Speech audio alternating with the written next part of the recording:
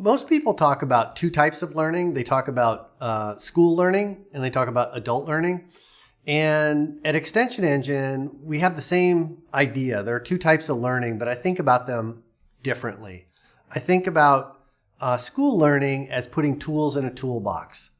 And I think about adult learning as outcomes-based learning. I want to achieve something. With school learning, you're putting tools in a toolbox. It's very familiar to all of us. There's a curriculum, it lasts a year, a month, whatever, and there's week 1, week 2, week 3, and the student goes through the learning. They learn how to use something, and they essentially put a tool back in their toolbox. They may or may not ever take that tool out. They may never use it, but they're learning these things. And if you remember in high school, what was the most common question people asked? It was like, hey, Miss Johnson, when am I ever going to use this linear algebra, technique or something?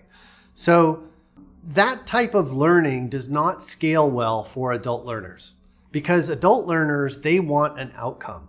I want to do a thing. And what we find is that tool in a toolbox type learning where you have week 1, week 2, week 3, that does not work well for an adult learner who wants to achieve something. Like, I want to get this outcome. I want to write a report. I want to create this presentation. I want to, launch this project. And so I'm interested in learning exactly what I need, the minimum required to do that thing.